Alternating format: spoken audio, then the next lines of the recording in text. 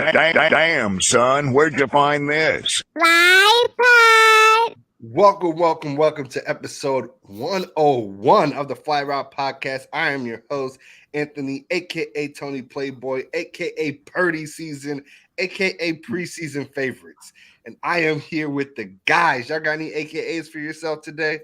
Yes, T.O. aka Twig Street Baby, aka Coordinator Hired. Hey, it's Cliff, aka The Glove, aka One and Done. Hey. Sam, aka Bucket Hat Burrow. Hey. Yo. I mean, I ain't never switched up. I always knew Joe Burrow had it in the tuck. But look. The Bills hold us, bro. The Bills hold you. Well, it ain't my team. It's just my bracket. They hold my bracket. But, you know what I'm saying? Like, that's just crazy. Look, we are quickly approaching the end of the season, both the NFL season and the podcast. Only a couple more episodes left. Make sure you like and follow wherever you're listening to, YouTube, Facebook, Twitter, etc. We are live. Hit us up in the comment section. We will always interact with you all. We have a really exciting show today, getting into the NFL Conference Championship weekend, and dang, it's Max is the first person to comment during this episode. So let's get right into it with our players of the week with T.O. Yeah, so we're going to get started this week, man. Player of the week, we're going to start off Offensive Player of the Week. I mean, this week, it goes to no other than Travis Kelce. He cemented his legacy this weekend as one of the top tight ends to ever play the game. He had a career high of 14 receptions on 17 targets for 98 yards and 2 touchdowns. He also picked up 7 first downs, which is also big as well. At some point, we all know Mahomes was down during the game, and, he had Chad Henne come in. So that's just career. He just out there just running routes on air. Then next, we got the Defensive Player of the Week. We got Hassan Reddick. So the man only took 24 snaps as a pass rusher and had a sack, a hit, and 5 hurries. But then also 2 of his 3 tackles against the run resulted in defensive stops. So really good game for Hassan Reddick. Big ups to him and the Eagles as well for moving on to the conference championship. Then this week I threw in a Rookie of the Week. We all know the Bengals handled business this weekend. So going to give it to Cam Taylor-Britt from the Bengals.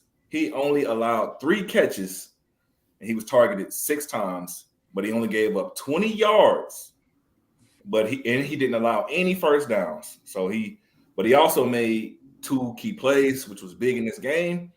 One was a drive-ending pass breakup against Gabe Davis, and then the other was a game-ending interception.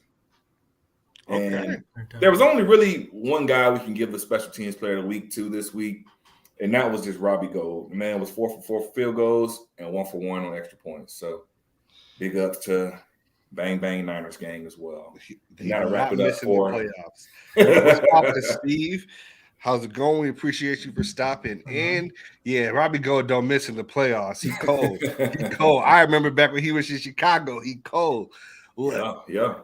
All right, so we're going to get right into our recap and breakdown of what we saw on Divisional Weekend. What's poppin', Sam?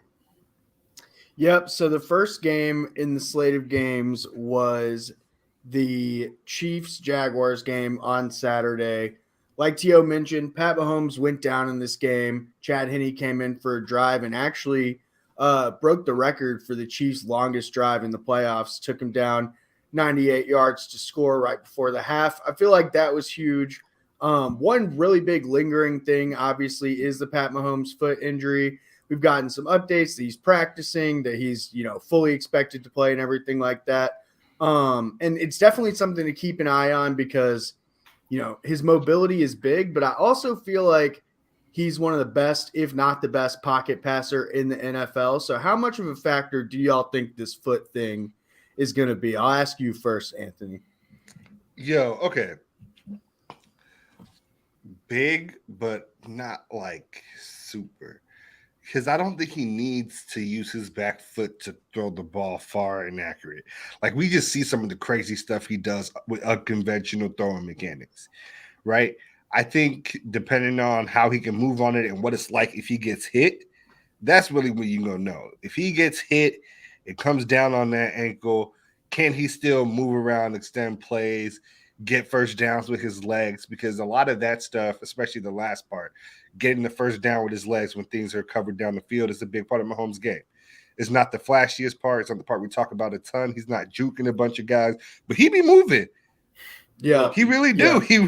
He really do be moving. So that's the part that I'm going to be the most interested to see how he does with that. But I don't think it should affect him too much. But considering they ain't never beat the Bengals, they need everything he got. Everything he got. Every ounce of what he can give them. That's a fact. Honestly, like I'm follow up and like I think it's big, honestly, because we all know how important it is in Pat Mahomes' game to extend plays and the play breakdown. You know, obviously his receivers get open down the field, just find holes in the defense. But I think it's big. And for one of the reasons you said was, which we also seen in the game as well, which was Pat Mahomes. He was hesitant at one point in the game. Y'all remember when he threw the ball? Well, he was kind of like, but he wasn't throwing it, and his ball still went. So yeah, incomplete. But I think it's going to be big because we're not going to see him scramble as much. But then also where it's only like 3, 4, 5 yards, we're probably going to see him be a bit more hesitant to actually scramble, take off, and get the first down. But then also we see that more often when teams run a lot of man, right? When quarterbacks scramble, they see that big gap and just take off. But the Bengals might not have to worry about that because I think Pat Mahomes is going to be a bit more timid and nervous to take off running. And he ain't going to be moving like he normally is. So I think they're going to play a lot more man because, like, hey, at this point, he might just be a sitting duck. He might not be able to be as elusive as he normally is. So I expect them to bring a lot of pressure and play a lot of man, tight coverage. So that's what I expect. I think Travis Kelce wants to see y'all play him in man. That's all I'm gonna say. That's the best way you gotta play him is up at the line being physical. Like you can't just let him out run around stuff. You can't let him get out. You can't let him get it out quick, and he's gonna have to have time. So the offensive line is gonna be a big part of it because I'm definitely sending pressure because we saw what happened last week, and he couldn't put pressure on that to really drive and deliver his throws, and that's why some of them. Like the one he tried to throw flat to the sideline, which he's made that throw so many times. Like, and then there was another one, the middle he tried to make where he couldn't just, and then letting go of the ball, he couldn't just get that power he needed behind the throw because of his ankle. And I think it's going to affect it, but I think he's going to move when he has to, and I don't think he's going to try to do too much. And he can throw the ball any which way he wants to, but affecting his mobility is definitely going to be a big part of the game. Okay, question. Chad Henne came out, led a touchdown drive before the half. Should they have just rolled with Chad Henne? I thought that's what was going to happen. I'm not going to lie to you. I mean, he came back and sealed it though. Like he came back and did what he needed to do. Like Henne did what he needed to do, but like it's a playoff game, and Mahomes is like he can play. They checked him out. He came back. I saw him in the interview. I know that's just an interview and not like practice, but he was walking fine. He seemed like he was fine. Yeah, I mean, I feel like maybe Chad would have been just health-wise the better option. But when you have Pat Mahomes and he can go, nothing's broken, nothing's torn, nothing's pulled, it's hard to be like, we're not going to put Pat Mahomes out there, especially in a close game, because the Jaguars did make it a game. One last thing on this one, we'll move on, is that while Travis Kelce did have a great game, his receivers – did not really get going. He did have that touchdown to Valdez-Scantling, but the best receiver performance was Kadarius Toney, 5 catches for 36 yards. So what receiver do y'all see popping off this week for the Chiefs, if any? Do y'all think Juju gets going, or do y'all think it's mainly Travis Kelce as the center of the offense still? It's Travis. Well, that's always going to be the case. But do y'all think a receiver also gets going is my question. Like, which receiver do you expect to step up in addition? Yeah, MVS, Juju, Kadarius Toney, I guess, would be the 3. Or Mecole Hardman. It ain't McCall. I like McCole, but like we've been waiting for McCole to take that next step for a hot minute now. Yeah. I like McCole. McCole's not a bad player, but like we've been waiting for McCole to take that next step. Like McCole had the same burners, similar burners. He ain't got the same burners as Tyreek, but we saw McCole can really get. Nah, he just can fly. ain't done it yet. He can fly, but he just ain't put it all together yet. For me, I would say it's probably Kadarius Toney just because of the way that they use him. Right, Kadarius Toney gets a lot of like little flat routes that are quick, and then they expect him to make things happen with his speed and elusiveness, which he has in spades. Yeah, he can do that, right? and we think Mahomes is going to rely more on the quick game because he's not going to be able to move around a lot. That yells Kadarius Toney game. I think it'll be like I really like Kadarius Toney. Like I was hoping that honestly the Patriots traded for him just because like his playmaking ability, being able to make something out of nothing. And in the return game, he can do the same thing as well. But I think it has to be Juju, just another big body guy who don't necessarily need the separation. So I feel like Mahomes, he's somebody that has, really good hands. I feel like Mahomes, outside of Kelsey, could go to him, and he doesn't need him to per se try to burn a guy over the top. Like he don't need to, be 30, 40 yards down the field. Not sure Mahomes going to have that much time. So, just Juju's a physical guy. And I feel like he could be a guy that Mahomes go to outside of Kelsey that could step up big in this game, I think. Yeah, I got to agree. I like Tony a lot. But I think because he's quick game and short game, I think they're going to be on that shit, knowing there is no receiver really out there that's like a one that threatens you. Like in what they just did to Buffalo, I mean, I feel like they're going to be comfortable playing that press man up close to the line in your face. And Juju, more of a bigger physical receiver, is going to have to win some one-on-ones. Yeah, the thing is, too, is the Bengals are going to play that too high. Like, they're not going to let you get no shots over the top anyway. Yeah. So you're going to have to run those intermediate routes, and you're going to have to run the ball. So. The Chiefs can run the ball now, though. Like they can. I'm not saying they can't. Checo be told. Yeah. Hey, yes, sir. And he can run a 4-3. He about to get quiet up out of here. The boy got wheels too. He's definitely a hard runner, but he run a 4-3. So his engine always running. That way, just hey, ready to go. Yeah. Mm-hmm.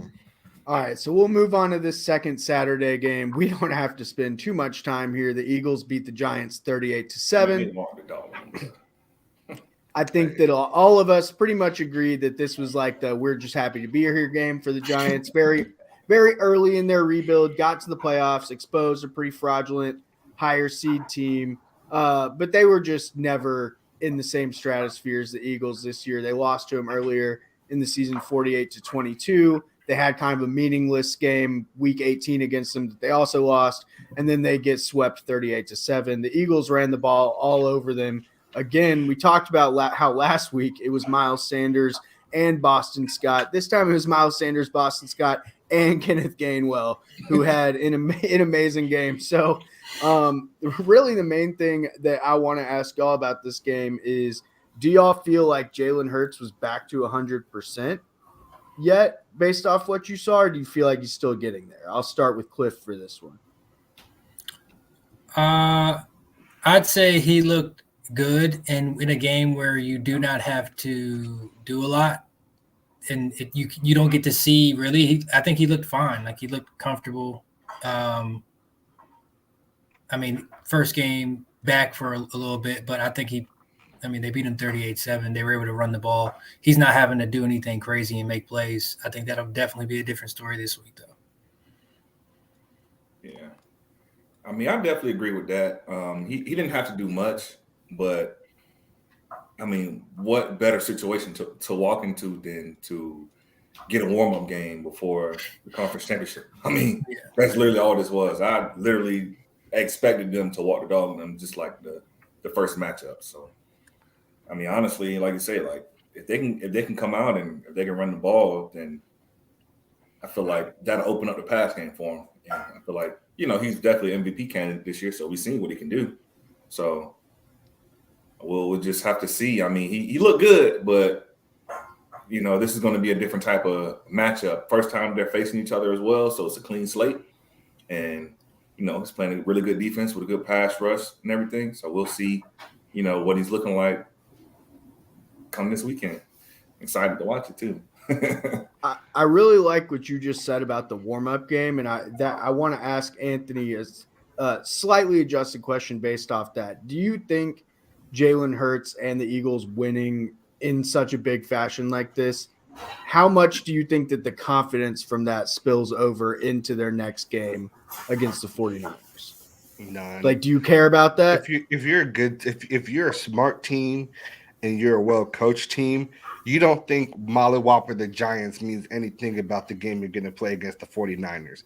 Like, you can't compare those rosters side by side. Let's just be real. You can't compare their D-line. You can't compare there's no position besides maybe individual running back, and the Niners got two of them, like, that you can really compare between those teams. Nah.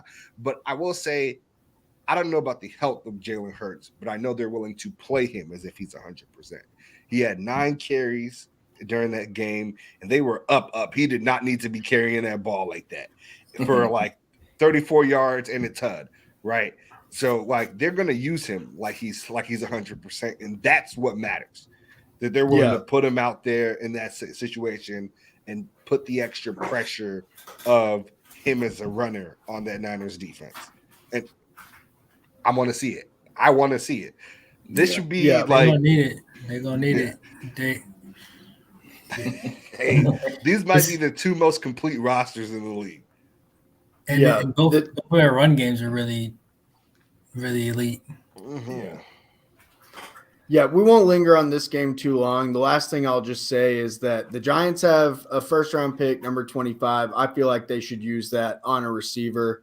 Try to get Daniel Jones like a legit close to a number 1 type caliber player. Not that it would have helped in this game, but I mean, going forward, I feel like that's something they need because their most productive receiver in this game was Richie James, and I think Wandale is good if he can stay healthy, but I don't know if he's a number 1. So I feel like they got to upgrade a receiver going into next year.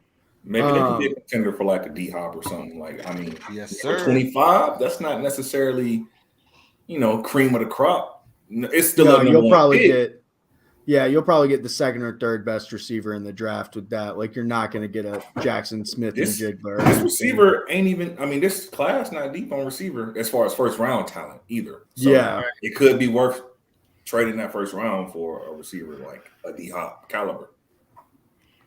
I would not disagree with that at all. The next game we got is one that we were previewing in the intro. This was the Bills-Bengals game.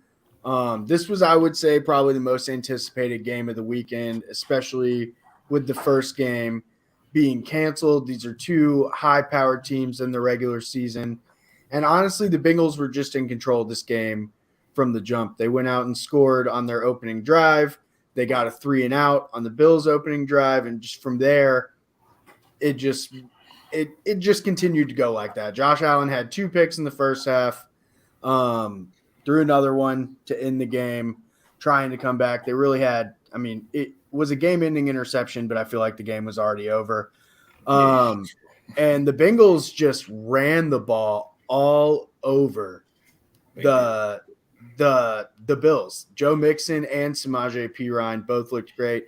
Joe Burrow was able to scramble, get some yards. Jamar Chase had an excellent game, almost had a second touchdown in the second half, but lost control of the ball going out of bounds.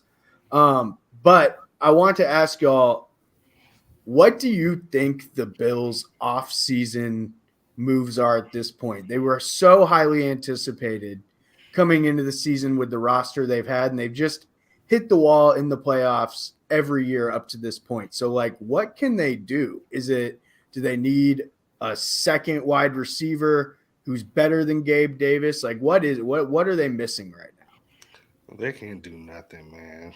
Josh Allen's cap hit's about to more than double. He's going to go from like 16 to 40 something $million. Stephon Diggs, what's his? because he is hot too.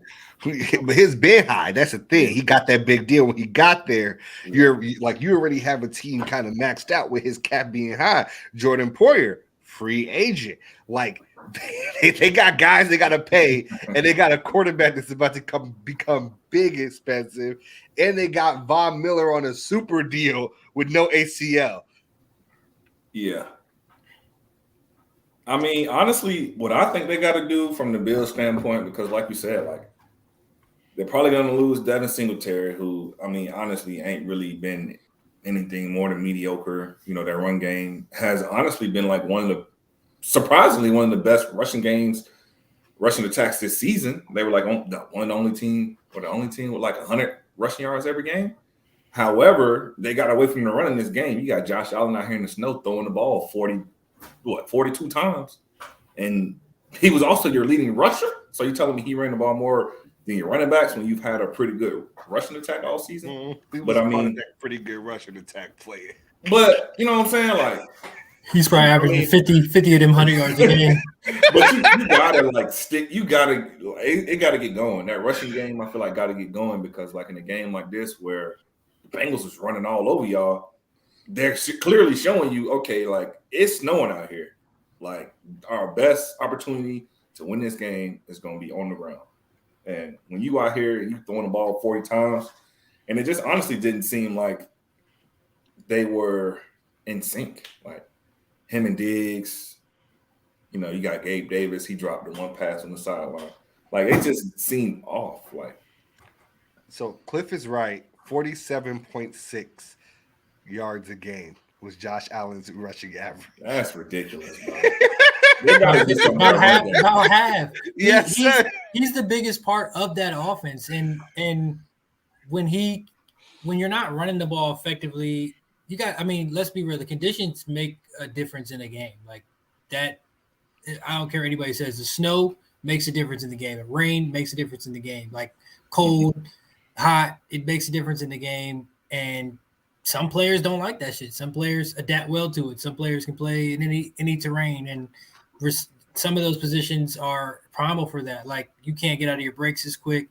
If you put a defense in a situation where they got to sit back there and play coverage in the snow, I'll take my chances, because I'd rather you throw the ball than run the ball in those conditions, because you're not gonna be able to do what you can do in the pass game, in the run game. You get going running, you break somebody down, wear somebody down.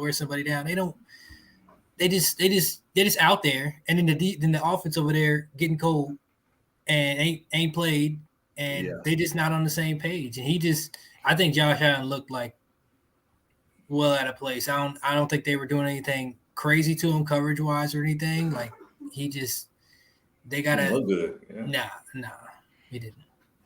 Appreciate you, Julian. My man. I feel like Josh Allen's going to move down a lot of spots on people's preseason quarterback rankings coming into this year, because, I mean, think about it. On a lot of people's, he was 1 or 2, as him or Mahomes. And I feel like he's going to be like, pushing 5 or 6 coming into next season. I won't be surprised either. Hey. Hot take too. That's a hot take. He might be hanging down there with Dak. Yo, hey, I'm just saying, at the beginning of the season, I said Dak was the black Kirk Cousins, and y'all said I was wilding. It kind of feel like Dak is the black Kirk Cousins right now, don't it? Don't it? Yeah, all right, are we moving on to the Cowboys game now? Yes. All right. So for this one, I honestly think we should just turn it over to Cliff. Get it off your chest, bro. Man, what I say before, expect disappointment, and you can't be disappointed. I picked us to lose this game anyway. So we saw what happened. I mean, we go down there, score a touchdown. Defense played really well. I can't be the only thing I would ask our defense is Trayvon Diggs to catch that interception. But other than that, our defense played really well. You can't ask for much more against a team that runs the ball like that. We were after Brock. We had him running everywhere, getting pressure on him. Kittle was making some ridiculous plays. He was really the difference in the game. Yeah, he did make some. And catch the like bobble off the face. Man, Diggs should have broke that pass up. Diggs whiffing and shit. Yeah, he should have hit that man. Diggs going in with his whiff, didn't touch none of them. If he had even just touched them, he might have dropped it because he had just got the ball. Anyways, the drop pick. He didn't look very good out there. A player like that who's a playmaker should be making those plays, especially in those games. And then offensively, when Tony went down, I was worried because that means Dak has to win the game because Ezekiel Elliott is not going to get the job done. He's not that guy. He is not it. And I think Dak knew that. And I think he tried to do too much. Listen, I give him a pass on the first one. It's a comeback route. Maybe he thought Gallup was going to keep coming down 45 towards the sideline. Look, Gallup went to turn up field. Dak he already did give up on the route though. He low-key let him go past him. He like did. That's what I'm saying. If it's a comeback, it's a comeback. Yeah. Come back. Come back. Unless I tell your ass to go deep. I don't know what they communication is, but he threw it, thinking his guy was going to be there, and it looked bad. It was high and outside where it should have been had he came back to the ball. But nice. That one I gave a pass for communication, whatever, which the one in the red zone before halftime, I would rather you take a 10-yard sack there and make our field goal kicker try to make a 40-yarder. That's how I feel about that. That's how I feel about that. I know. And look, I know. But that's how I just want you to tell everybody what you said last week. You said if we come down the field and score on that first drive, I want us to go for 2. And what they do? He got the kick blocked. He got blocked. He did come back and make a field goal later in the game. So, which he didn't have the opportunity to do in the last game. He was kicking extra points. Came back and made the field goal. I was like, all right, he's good.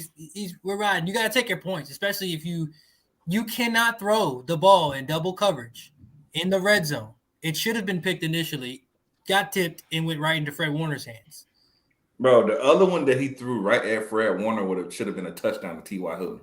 Like, I don't know what that was like. What you looking at this man run his route, but you also see the back of Fred Warner's head making a beeline towards his route because he's just getting under the route. Meanwhile, it was nothing but green over here, and then T.Y. Hilton like. The thing is, like, he'll make some plays, like the throw he made to CD where CD dropped it. It was a dime right behind Fred Warner's head. Mm-hmm. And it was like right here. Fred Warner he caught him not looking and hit it right here. CD dropped it. There was a few plays in the game where I think they could have gone the other way, but the way that our defense played, there is no reason, in my opinion, that we should lose that game. 2 turnovers. The one in the red zone is the biggest one because instead of you going up and taking a 3-point lead, they get the ball back and they go score 3 and they're up 3 before half. The game was a 12-19 game. Like, it was close. You can't make those type of plays in that position. And then the game should have been over on his last drive. He threw a pick. Should have been a pick 6 to Greenlaw. It was. I'm just tired of seeing it out. And I'm just like, do we move on from Dak?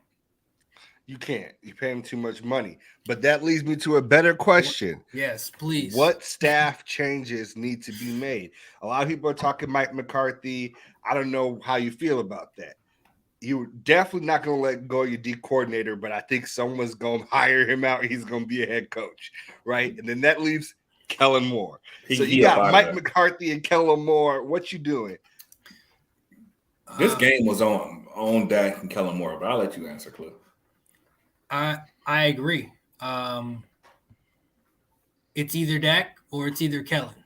It got to be Kellen at this point. Who is it? It ain't. Dan Quinn did his job, and I wouldn't even be mad if Dan Quinn skipped because he done said, I didn't put y'all in position twice in games that we should win, and y'all have not done it. I'll go get another head coach job and do whatever he going to do, whatever. I would move on if I was him, if he had the opportunity. I think he likes what he's doing there in Dallas, and I think he's doing great. Like, I mean, our defense has been really good. He's got a generational player in Micah Parsons. Like, I don't know. Maybe he's just. I mean, but he's interviewing, so he didn't. He interviewed last year and ended up staying. So you never Jerry know. put the bag on him to make him stay. I think he's going to interview her, and Jerry came out with the dump truck bag, undisclosed amount of cash. But let's be real. Like you can't get rid of Dak because of the cap hit. You're not about to get anything of what you think is worth it to trade him. In my opinion, it's got to be Kellen's got to go. Like, but the issue with the Dallas Cowboys is that they invest so much in the people that they have and that they draft, or the coaches that were under their staff. They value it so much that you are blind to flaws or issues within what's happening. What's off? Something has to be off. Why all this talent every year, blah blah blah, but you can't put it together and win playoff games. I'm not even saying championships. You got to get there first. Playoff games consistently with the talent you have. It just doesn't make sense. And I think it has to go to coaching. You paid the player already. You made the commitment. You have no commitment to Kellen. You can let him go at any point. He's been interviewing for other jobs too, so he might be out anyways. I don't think he's going to. Yeah, and he probably won't.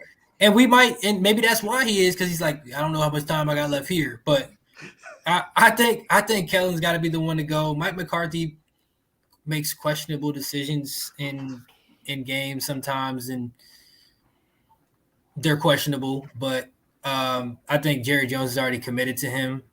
I mean, he's been bad. I mean, he didn't got y'all to the playoffs, but Can I just ask, what was that last play? Okay, that's not okay. So one, I don't know why that one route that every time this happens, the quarterback, just like Kirk Cousins, mind you, throws to the short route, which we're all not sure why it's there on that play. But on both situations, there is a wide open dude down the field that could just take off and keep going that they do not throw to. So, like, I'm still not sure why that route is in the play for that situation. Like, why do I think it's supposed to be a lateral, I think. Yeah, if anything, he's not throwing it that far. If he could throw it to maybe the 50, 45 somewhere. He's not throwing it that far. They was way back after the incomplete jump to Schultz. Like I have no idea what the hell that play called. I mean, if you look at the play, you'll see a bunch of blockers ahead of T.Y. Hilton, but you'll see Kevontae Turpin catch the ball in the middle. I'm not sure if Dak was supposed to come up and get a lateral, or if he was supposed to lateral it back to T.Y., who had the blockers in front of him.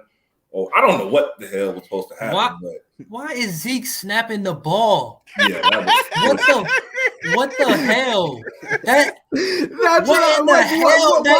That just like is like a child playing the game. They're like, oh, I'm getting my ass whooped. I have no other play to call. I'm gonna call this random play that just to do it, just because I don't care. It's a video game. Like that play was worse than the Colts play against us. Remember when the Colts on fourth down? The yellow line. That was worse than our play. Their play call. You put Ezekiel Elliott as your only down lineman and told him to snap the ball, which he's probably doesn't ever do. And told him to that's block fine, but he got blew the hell up. That was fine. Because he's anticipating the block like he's a running back. They're here. I'm here. This is a board drill. And the game on the line. We here. Look, T.O., we here. It's board. We board drills. We straight up man to man. And Zeke got blown up. Like it's. And then I think they were going to try Turpin catch it, somebody pitch it. I have no idea what the plan was, but Zeke looked bad. And I hope. Hey, I ain't gonna lie to you. And for sake of him, it's probably this last play as a Cowboy, because unless he already came out and said he would take a pay cut because he knows he should take one. So if they like him, they'll keep him there with Dak or whatever. But he really should not be getting paid. When he's getting paid. It's one thing you're gonna get from Zeke is a 2-yard rush. He ain't shit else. You gonna get 2 yards on this.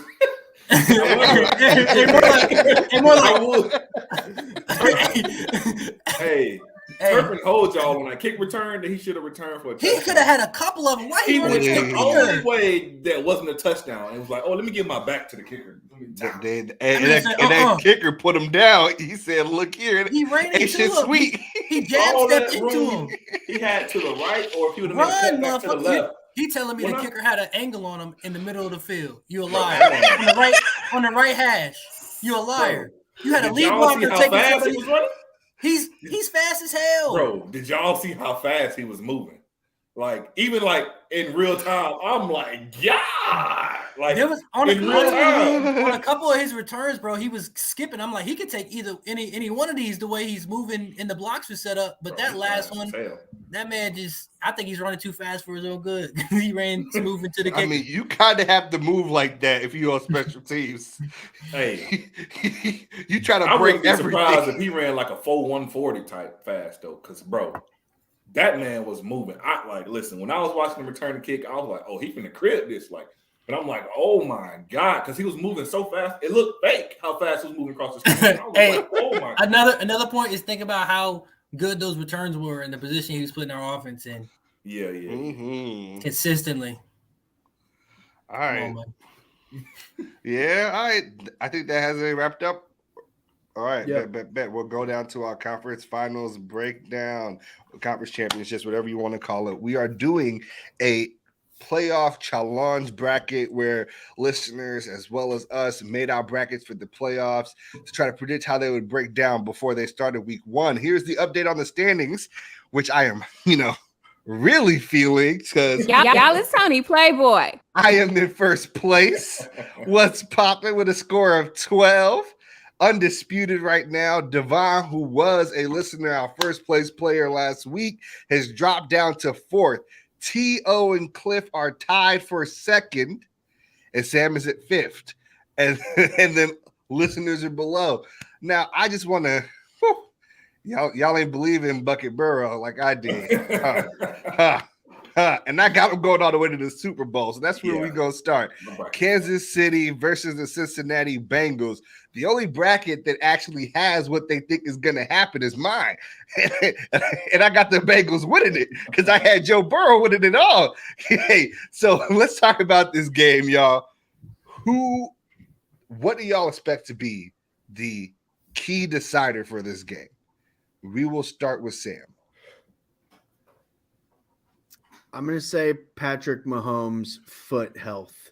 I think what y'all were saying in the earlier segment when we were breaking down last week's game, just about his ability to be mobile and extend plays, I feel like it's a huge part of his game, and especially has been a huge part of his game in their runs to the Super Bowl in the past.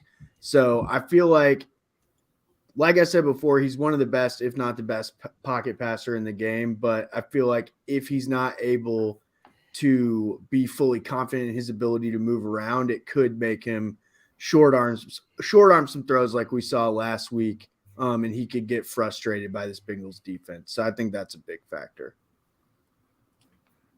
All right, is Eli Apple going to get cooked this weekend, or is Eli Apple going to continue his reign of terror on the NFL? I think he's going to keep being the Patrick Beverly of the NFL, unfortunately. Because I think the only reason he's allotted to talk shit the way he's been talking shit is because he's been traded, cut, everything under the sun, and the way that he's playing, I guess, and he's winning games and stuff. I feel like that's the reason why he's able to talk this much trash. But don't get it twisted. He play an elite receiver. His ass is toast. Toast. But in this game, honestly, I think the Bengals pass rush is probably going to be big here. Or honestly, I think it's either the Bengals pass rush, because I don't want to necessarily name one person. But for the Chiefs, I think it's going to be Chris Jones. And I only say that because of the offensive line of the Bengals. That man is disruptive. And, he's one of the best D tackles in the league. And, if he can get out there and pull out his inner Aaron Donald, then listen, it can get ugly out there. I would probably go with the difference being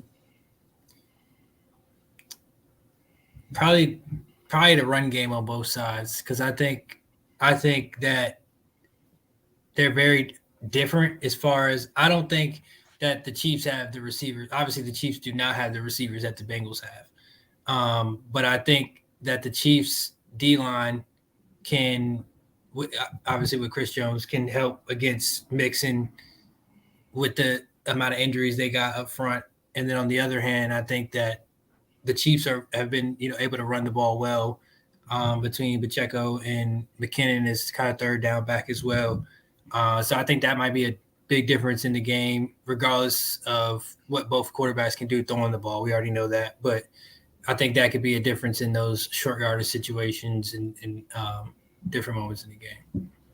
Yeah, I agree with that too. I like that. I will say I was surprised by how easily the injured offensive line for the Bengals kind of controlled that game last week. People were saying it's the weather. They don't have a lot of both of them dealing with it though. They also missing Von Miller though. Hey, they've been missing Von Miller for a minute now. And they yeah, but they was hurting without Von Miller though. But they're deep on the D line, and y'all in Buffalo. We ain't talking about Tampa Bay Buccaneers. We talking about the Buffalo Bills. Y'all used to it snowing 10 feet out here, and y'all going out here. Right, y'all don't want to hear it. Yeah, y'all at home. I don't want to hear that. I bet they wish they was in Cincinnati, huh? All right.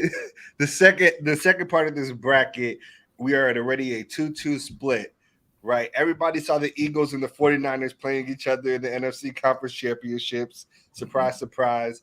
But me and Sam have Purdy's season continuing for another week, and the 49ers get into the Super Bowl while Cliff and T.O. got the Eagles. For y'all, Cliff and T.O., what do y'all see that makes y'all feel like the Eagles take this game? Honestly, to me, I ain't gonna lie, this was tough. Like this pick here, man, it had to be one of the toughest decisions to make on the bracket. But the nudge here, and Brock Purdy has been playing great, but the nudge here, because Jalen Hurts hasn't played MVP caliber football this season, I'm going to just go with quarterback play. And, I mean, we know, Christian McCaffrey can get going. We know Debo can get going. But I feel like it's the quarterback play. Like, we've seen Brock Purdy make some spectacular plays out there, and IU throwing a dot to him in the corner, back of the end zone, it's a dot, he dropped it. I mean, we've seen him do some great stuff as well.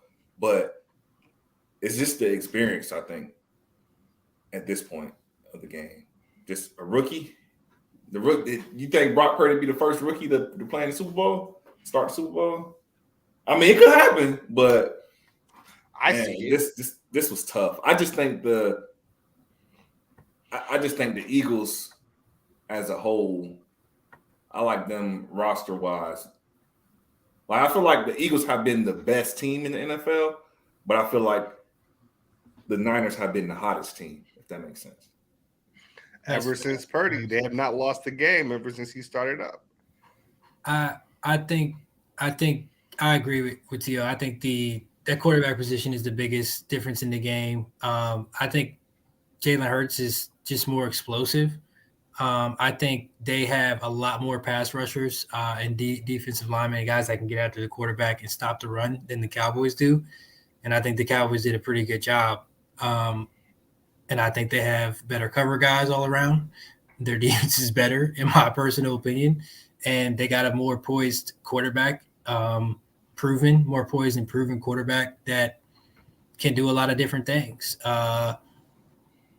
It's going to be based on their play. I personally don't see Mr. Irrelevant being the quarterback in the Super Bowl, the first rookie quarterback. And that's the NFL wants to blow some shit up. Like that, if that's what you're going to do and beat this team. I just don't see it. I think the Eagles are the better team in this situation. And that's just how I feel with that one. Yeah. Man, look. You're not wrong, but the Niners have the best run defense in the NFL. And that's what the Eagles want to do, run the ball. And they can't throw over the top. And they ain't got the guys out wide. Come on now. Devonta Smith AJ Brown, even Dallas Goedert. I know. He nice. But I just believe in this Niners defense so much, man. I really do. Like, they have been fantastic. That's true. Consistently. Like, they might not have as many people as, the Eagles do, so the Eagles have to keep their guys fresh. But the quality goes towards the Niners. Like, I don't like you saying Hurts is more poised than Purdy, because the like amount of poise that we have seen from Brock Purdy, being Mr. Irrelevant, rookie year, tossed into a contending team, losing no games and leading that team. And the playbook is more open than it was for Jimmy G, his Super Bowl year. Like, that man might throw more that man might have thrown more passes in the last game that Jimmy threw. Let's say the last 2 games that Jimmy threw his entire playoff run to the Super Bowl. Like, that's a fact that I might actually go ahead, Sam. I feel like that's actually true. Like, hey, that rookie ball hitting this week. Sam. It got to hit sometime. It's hitting this week. I actually just think that the reason I think the 49ers will win is that Brock Purdy won't have to do that much. I feel like not that much, but I feel like Christian McCaffrey is the biggest X factor for me, because while the Eagles pass rush is incredible, and the 49ers run defense is incredible, I feel like the way the 49ers win this game is to have a leg up and just get 150 yards on the ground. So I think that Brock Purdy can be worse than Jalen Hurts in this game, and they still win, given the defense and Christian McCaffrey and Debo. So I think he just has the weapons to do enough, but I feel like the Eagles coming in definitely have kind of an advantage just based off of the talent of Jalen Hurts alone.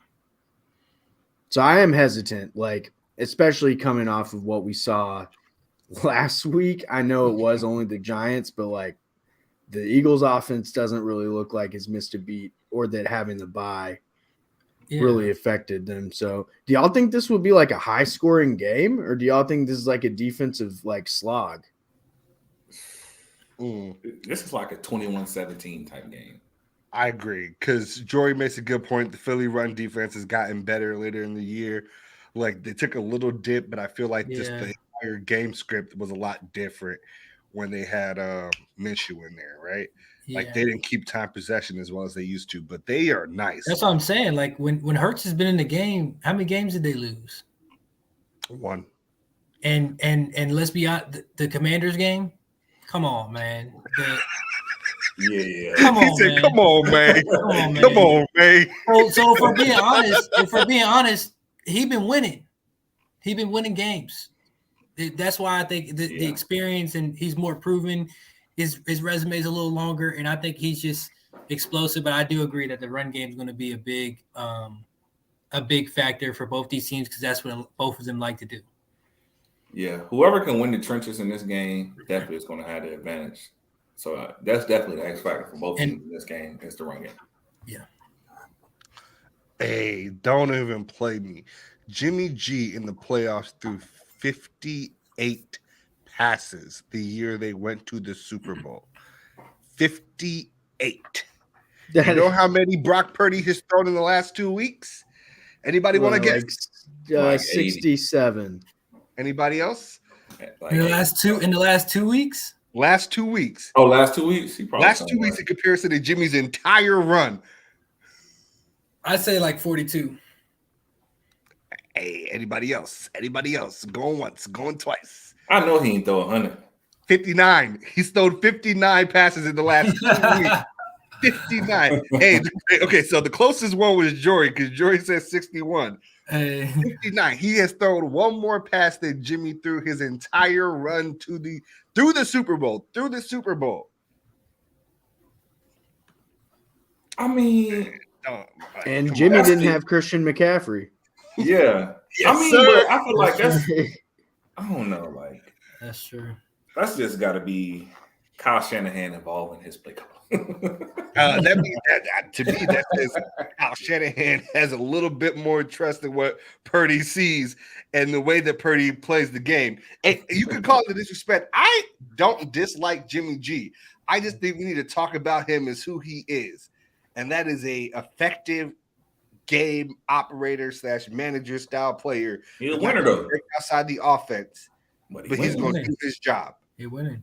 Yeah, he's going exactly. And if you're in a good position and you could play the game in that way, you're going to win a lot of games. But hey, Purdy, mark it down. Purdy going to have a rookie wall this week. Yeah, he gonna run. Hey, you've been saying that for a hot minute. That's all I'm saying. That's all I'm saying. It's a big moment. It's a big moment. It is a big moment. But each moment, this championship game. Yeah. This championship game. All I know is the last player drafted in his rookie year got more confidence from the head coach. Like Purdy has an ability to like extend plays that Jimmy G does not, and he will play off script. Like that's Purdy will give you some backyard football. Yeah, I just don't feel like what we've seen from him yet is let me scram around but make a rookie mistake and throw a pick. I feel like he's been making some plays that probably should have went. Dick should have caught the ball. He didn't catch it. It wasn't a catch, but it's bound to happen. Like he's been too. It's been too good to be true. It has to be. Like Mr. There's Irrelevant. A reason why Saban told that man to play DB. That's crazy, bro. Yo, I'm just saying. Trayvon Diggs came to Alabama as a receiver, and Saban told that man to play DB for a reason. Okay, that's all I'm gonna say. He told that man to play DB for a reason. So, hey, he got hands though. We know he got hands. Look, I'm just. That's because he went to his hands for that. Watch rookie mistakes this week from Purdy. All right. And I like him. I like it. He's at least one. He's gonna make at least one. He gonna make some rookie mistakes this week. He'll make at least one. Hey, he could set a legacy. If he goes to the Super Bowl, he is gonna set that Tom Brady legacy in comparison forever. For real. Yeah. And look, that late round pick, that's crazy, bro. Like you missed irrelevant making to the Super Bowl your rookie year. That would, even if he just made it there, they don't got to win it, bro. Well, he went to the perfect system though, plug and play, and they're a really good team. Like this is a really good team. If he starts making mistakes or looks a little off, Shanahan can close the playbook, and he can look more like 2019 Jimmy G, and they still have a chance at this game. That's the crazy part. That's why you go get that guy. Mm-hmm. All right, I think that's a pretty good spot here for this. We got T.O. with the RPO. Yeah, man. So we just piggybacking off a lot of topics from earlier, but in RPO format. So run or pass. It's just throwing out to everybody. Just want to see what where y'all head at. So the key to beating the Eagles is to avoid throwing at Darius Slay and James Bradbury, a.k.a. getting the ball to Christian McCaffrey, Deebo Samuel, and George Kittle. Are y'all Don't be afraid of nothing. You can't. Bro, how you gonna tell me the key is to avoid all the corners? You just can't win a game like that. Like if the key is to avoid the corners, you go lose. like hey, big play Slay crazy. Like we saw what he did to Justin Jefferson this year. Put what that I'm saying, man in a straight jacket. You got confidence with Brock Purdy, with what Ayuk and what Jawan Jennings going at Bradbury and Darius Slay. You gonna have Deebo too. Yeah, and Deebo. I feel like Deebo is one of those receivers that you put the ball in the right place, Deebo gonna muscle you down for that ball. He's physical like that. He is, but to me, he's not a great route runner. So like, I don't think he's a true number one receiver. Like he's a great wide back, like gadget type player, but I don't see him as like a Justin Jefferson. Jamar Chase, he's just different, but like he don't even run great routes, but he's just him. Like you talking about Deebo, right? Yeah, Deebo, like he's a great player that you draw up plays for, but I don't see him being like a number one. Like 9 out of 10 times, like a DeAndre Hopkins or something like that. Like 9 out of 10 times 1-on-1 against your best corner, I got my guy winning. I just don't see that being Debo, personally. I think he's a playmaker, and you can use him in a lot of different ways. He's not a true receiver. He's not a route runner. He's not, he can beat you with speed. He's shifty, and he's strong and he's physical. Like that's He's like a running back when he got the ball. But that's not even a knock on him. Like I honestly think he's very versatile and he can do either position at a high level. Like I can't go out there and say DeAndre Hopkins can do that or Jamar Chase can do that. Jefferson, like he can and he can do both. But I just think the route running he's not a true receiver, but he's a freaking playmaker. Like when he gets the ball in his hands, he's making a play. Agree. Okay, so moving on here. So we got the Bengals will continue their offensive dominance against Kansas City with an injured Mahomes. Run or pass? I'm around with it. They're not stopping them boys, bruh. They're just not. I don't know what to tell you. The way Joe Burrow looks, it has really looked for like the last, can we call it 10 weeks, maybe even more, 13, maybe 13 Yeah, weeks. it's like, yeah, come on, bro. He's lost maybe one game, 2 games in the last 13 weeks. That man is that man is different. That man is different. They're not stopping that. And the weapons he got, all right, you want to try to stop Jamar, you're going to need 2 people over there. Don't forget T. Higgins. All right, and don't forget Tyler Boyd. Yeah. And we got a decent tight end. Homeboy that came off from I want to say Hayden Hurst. Hurst, yeah, came from Atlanta, right? Mm-hmm. Yeah, he nice. He caught a touchdown last week. He's no slouch. And then you got Joe Mixon. Nah, bro, they just got all the pieces right now. That's true. It's so just looking too. Look, you want to play too high and stop Jamar Chase? All right, bro. We will let Joe Mixon run this bitch all day long. And they will. Yeah, and they will. And they will. I don't think you can stop them right now. They are really good. So, yeah, they are really good. I feel like to beat the Bengals, you got to just outscore them. And obviously that's the case anytime. But I mean, get in a shootout and just outscore, beat the defense. I feel like you're not going to beat them by stopping the offense. You can slow them down, but I feel like they're going to put up 25 to 30 points almost every game, if not more. Yeah. Yeah, since my bracket messed up, I'm gonna ride with the Bengals on this one.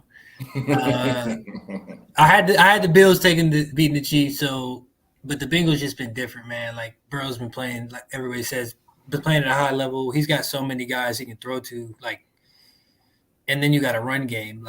I mean, maybe the offensive line isn't as big of a deal when you got guys that can get open quick, and you got an elite player in Jamar Chase who can just go up and make a play when you're in a situation and you got a run game. So he's just playing really good. Those guys are just too deep. I think the Chiefs don't have those receivers on the other end. They do. They got Patrick Mahomes, but I think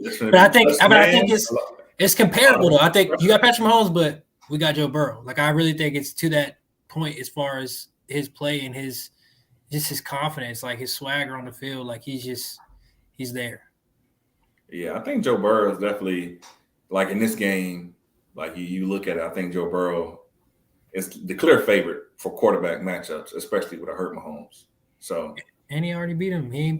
Mahomes ain't beat him yet. I mean, yeah. To piggyback on that, I mean, you got Kansas City has lost 3 straight against the Bengals. I mean, I feel like everybody here is going to pass that can they overcome an injured Mahomes to stop the streak? And I think everybody here is going to pass on that. I think everybody got the Bengals rocking out here. Hey, that'll put us right into the sports betting segment with Sam. You're muted, player. Muted. Don't you love Zoom, bro? Yeah, so for that game, Vegas has no idea what's going to happen. The spread is Bengals -1 on the road, and the money line is the exact same, -108, -108. So Vegas has no idea what's going to happen. I think, like we just said, in this game, there's no point in taking the spread. Just take who you think is going to win because the odds are better, unless you think for some reason. Okay, actually, if you want to bet Kansas City, the odds are better for Kansas City +1 than they are for Kansas City money line for some reason. So I guess if you're going to bet Kansas City, just bet the spread in this game. But are all of us taking Bengals money line, or does anyone want to take? The fuck? It doesn't matter. Like, you take the money line, you take the -1. Like, the spread is insofar as if they hit the spread, they win. Like, there's no. Like, yeah. I mean, I told y'all, Bengals winning it all. Joe Burrow got his first little taste. Hey, I can see it because I had AFC winning it with the Bills, and the Bills done muffed it up. So, listen, I'm still rocking with the AFC to win the chip this year. So, if I had to go with somebody, it's definitely the Bengals. The Bills were never who you thought they were, but I digress. I mean, they was who I thought they was. They just hold themselves.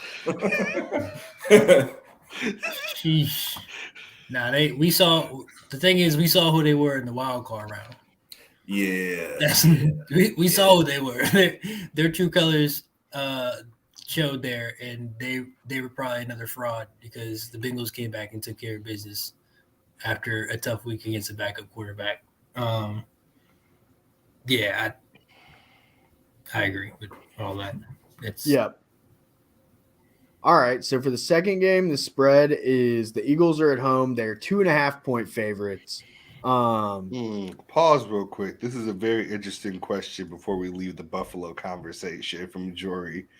He said, y'all think Diggs wants out of Buffalo? That's 3 straight not years of the same necessarily. exit. 3 straight years of the same exit, bro. They say he ain't moves to see watch the Chiefs' little confetti parade. I mean, bro, he might want out. Like he see like big lights come on. It's time to go out here and do what we've been doing all season, and we not the same team. And they're finna lose guys too. Like they're not finna pay Jordan Poyer. They're finna lose what? A couple other guys on the defense too. And they're gonna have to either re-sign them or let them go. But like you say, Josh Allen cap hit finna be so big this year. Like, man, you done signed Von Miller. I mean, I don't know what kind of moves you really finna make. So, hey, look, I wouldn't be surprised. Hey, look, I'll tell you what he need to do.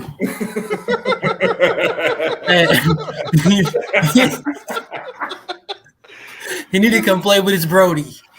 Come play with his Brody out in Dallas, bro. Come on, man.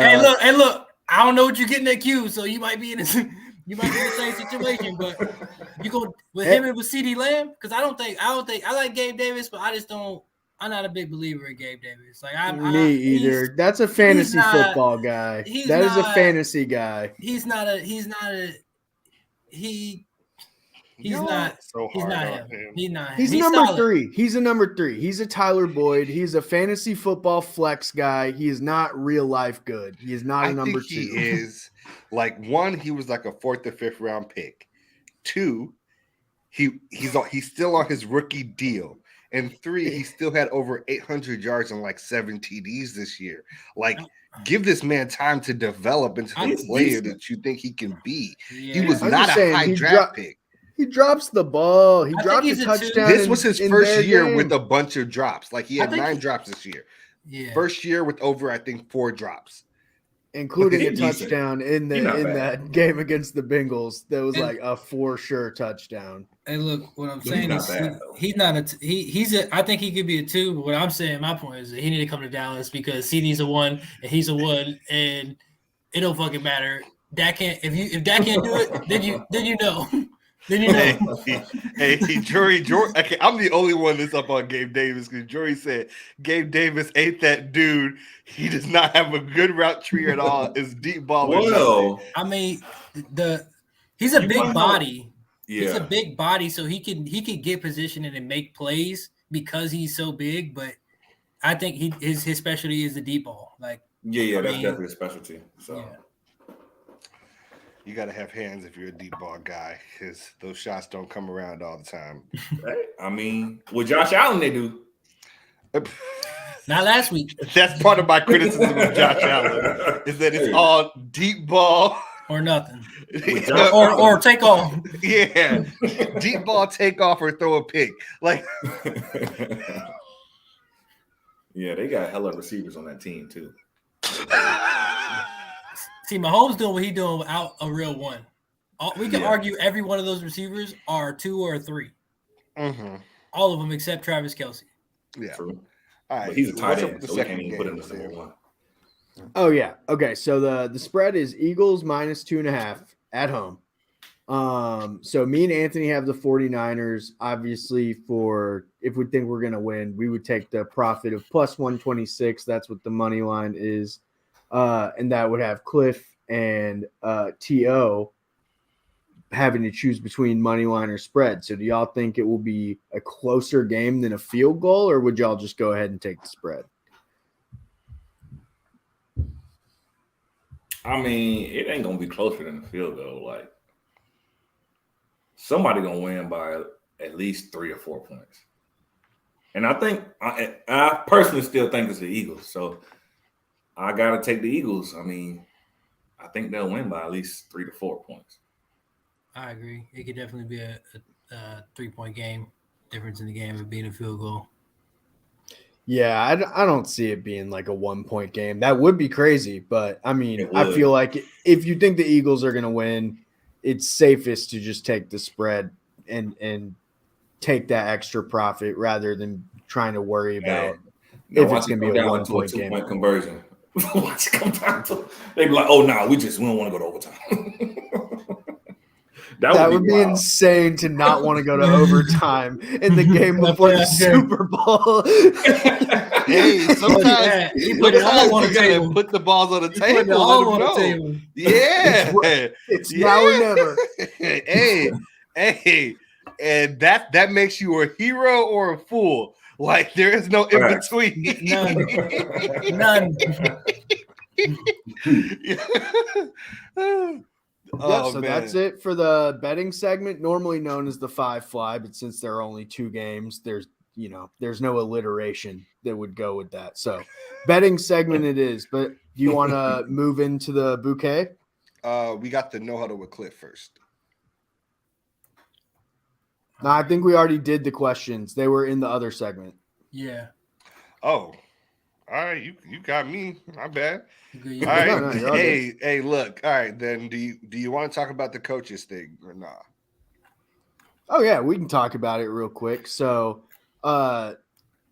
it's been reported that there are, teams that are out are doing their round of coaching hires, and there are 2 coaches that have gotten their second interviews with teams that have been reported. First is Sean Payton for the Broncos, and the second is Jeff Saturday for the Colts. He was their interim this year to close out the season. So I just want to ask y'all, do y'all think it's worth it for the Broncos to have to trade to get Sean Payton? Do y'all think that will turn around what was wrong with the franchise this year? I just want to hear y'all's thoughts.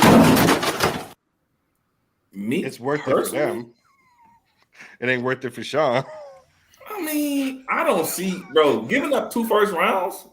I don't think so. Like, I don't think it's worth it. Like, how much of a difference is Sean? If you can't fix Russ, your franchise is. I don't care how many first rounds. Who gonna fix Russ? Because if you can't fix Russ, your franchise is effed for the next 4 to 5 years. They already gave away how many first rounders? Exactly. Sunken cost theory. If you can't fix Russ, you are doomed for the next half decade. No, it ain't worth it. Sean need to chill and keep doing what he's doing. It ain't worth it for Sean. I believe it ain't worth it for Sean. I don't think he should go. No, those teams are not. No. It's not going to make them any different than what it is. But and the team's giving up. Is it worth it for the Broncos? Not Sean. No, it's not worth it for the Broncos. No. You don't have no pick. What you gonna give them to build the team with? I think they got players right now, but it ain't his team. What you gonna you giving up picks that he needs? I don't know. I don't think so. I feel like what you mean? He put the throw up. We gonna make him mad. There's gonna be a lot of that coming up next season. There's gonna be a lot of that. Y'all gonna be sick. playing us. Hey, we gotta know who your favorite team is. So put your favorite team in the chat. Oh, he a Packers Yeah, fan. Packers fan. Matter of fact, good luck at Aaron Rodgers limbo. Hey, he a mid-pack fan. Is he coming back next season? What's up, player? Hey, look, he a mid-pack fan. And look, I can't say nothing about them. They always beat us. So. Hey, to be fair, hey, I'm gonna talk shit about the Packers till I die. He said, "Look,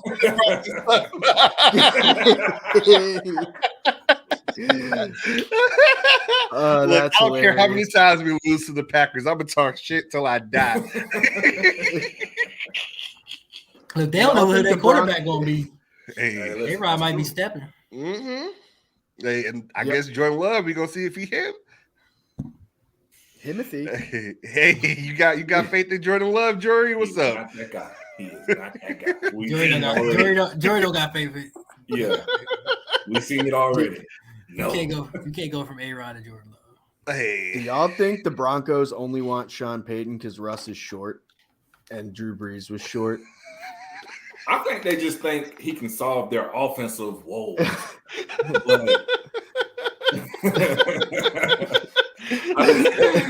Hey, if that's like something they thought about, like that's very like deep thinking. But like deep thinking. he did figure it out. He did figure it out with Drew. Yeah. But I mean, I just think they probably think that he's like he's the quarterback whisperer and he can solve their offensive woes. And I think that's why they're considering it. But I don't see it being much of a difference. Like Russ really didn't look that good at all this past season. So, and you gave up too much to even think about moving on from Russ. Look, Yeah.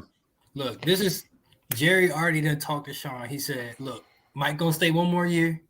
I know you don't want to go to Denver. I know you don't want to go to Vegas. Just hold. In a year, he just might have that Chargers job. Stop playing around. Hey, look, Brady on borrowed time. You're Like right. firing the OC is precursor to if you mess up one more time. Ain't nobody else to get out. All right. The other team you talked about was the Colts, Sam, and I don't care how many interviews Jeff Saturday gets. That's literally the only thing I was gonna ask. Does anyone really think this is gonna happen? Like, why are they wasting his time giving him a second interview? That's what I want to know. Because that's his boy. That's what's his name? Jim Irsay's boy. That's but the like game. after the first one, you know you're not gonna hire him. Why you have him come up there for a second? He might have whispered sweet nothings in Jim Irsay's ear. That's how he got the job the first time. Jim Irsay was on the phone and was like, "Man, what you think about our team?" And he was preaching. He was preaching. Chris Ballard over there right now being like, "Hey, bro, don't do this shit again, please." Yeah, you gonna get me fired. I'm sure Jeff Saturday is cool, but he doesn't deserve that job at all, and should not get it. He's not qualified. No. So I don't even know why they're giving him a second interview or why he was named the interim. Like, what is going on? We all know why that is. Come on now. That's his boy. That's his boy.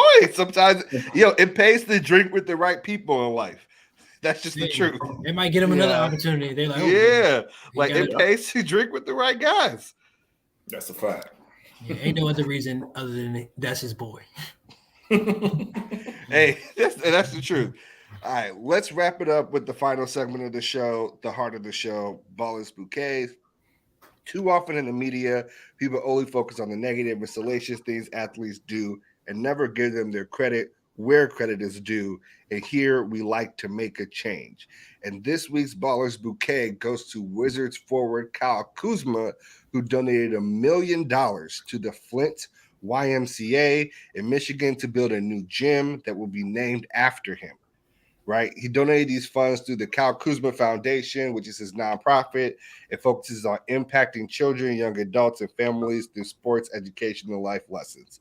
They hope to be able to finish the facility by 2025. It'll have a 6-lane pool, a family splash area, a spa, locker rooms, a track, and of course, full-length basketball courts, right? And If y'all don't know a lot about Kyle Kuzma, his upbringing, he actually grew up playing ball in the Flint YMCA where he was from, right? He called it his home away from home, and he's hoping that his donation is for the next generation and build a new facility that can provide them with the same thing the Flint YMCA provided him, which was a place to dream. He achieved those dreams when he made it to the NBA and became a champion with the LA Lakers, and that is why he gets this week's Ballers Bouquet.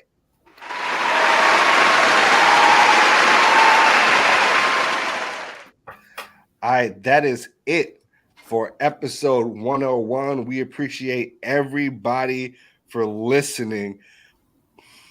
And we cannot wait to give y'all episode 102 next week. Hey, what comment is that? I need to see. Oh, I want to put it up because it's so savage. It's so savage. Okay. Yo, Jory said it hasn't gotten any better since he was balling at that same YMCA book. Yo, that is so savage, yo. Hey, we appreciate Kyle Kuzma and what he's doing, making an impact on the youth of Flint, and we're gonna hop up out of here and get to y'all next week. The fly route pod. The fly route pod. The fly